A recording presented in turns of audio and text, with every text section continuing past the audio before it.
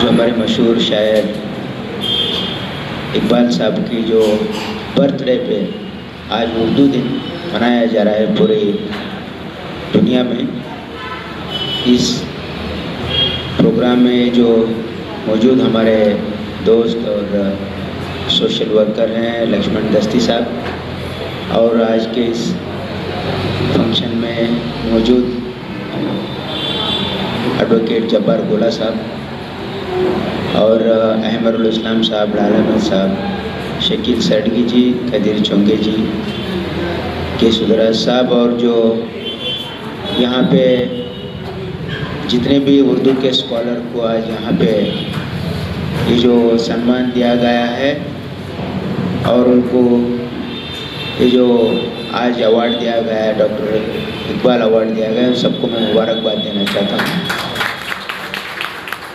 यहाँ पे पूरी दुनिया में आज उर्दू एक ऐसी ज़बान है कि सबको उर्दू की जो रिचनेस है, उसमें जो नज़ाकत है, उसमें जो तहज़ीब है, और लोगों में अपने जो ख़यालात इज़हार करने की जो यहाँ पे बहुत सारे अच्छे तरीके से बात कर सकते हैं।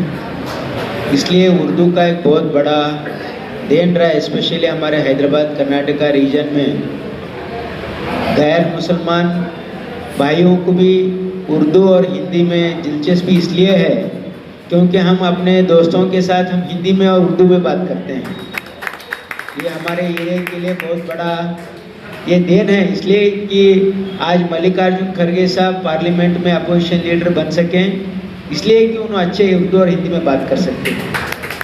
अपने साउथ इंडिया में मैं देखा हूँ बहुत सारे हमारे जो MLAs हैं, साथी हैं, मिनिस्टर्स रह चुके हैं हमारे साथ, जो सदर्न पार्ट के कर्नाटका या बेंगलुरु साइड के या हमारे मुंबई कर्नाटका साइड के जो लीडर्स हैं, उनको हिंदी और उर्दू बात करने नहीं आती, इसलिए वो पार्लियामेंट नहीं जाना चाहते। क्योंकि अगर पार्लियामेंट जाना चाहेंगे, अगर आप इंग्लिश में बात करना चाहिए या नहीं तो उर्दू या हिंदी में बात करना चाहिए। इसलिए नेशनल पॉलिटिक्स में बहुत सारे साउथ इंडिया के लीडर्स इतने बड़े पैमाने में वहाँ पे मशहूर इसलिए नहीं बन सके कि उनकी भाषा नहीं आती। इसलिए मैं ये बात समझता हूँ कि यहाँ पे ये हैदराबाद कर्नाटका एरिया में उर्दू तो ऑफिशियल लैंग्वेज था, इसलिए हमको यहाँ सभी को यहाँ पे उर्दू हिंदी आती है। हमको उर्दू पढ़ने नहीं आता, लेकिन दोस्तों से गुफ्तगू से हमने सीखा है। मैं देखा हूँ, मैं हमारे पिताजी उर्दू पेपर पढ़ते थे क्योंकि उर्दू लैंग्वेज उनको आती थी। मैं देखा हूँ, मैं जब बचपन में उर्दू पेपर पढ़ते थे हमारे पिताजी। तो यहाँ पे सिर्फ मुसलमानों के लिए नहीं, हर गैर मुस्लिम लोगों में भी उर्दू की भाषा में प्रेम था, क्योंकि शेर शायरी जितनी मशहूर उर्दू से हो सकती है दूसरे भाषा में नहीं हो सकती है, सच बात है। तो इसलिए ये जो भाषा है हम इसको प्रिजर्व करना चाहिए, क्योंकि भाषा की कोई मज़हब नहीं होती। हम कोई भाषा को किसी मज़हब से लिंक करना नहीं चाहिए। मेरा अपना ये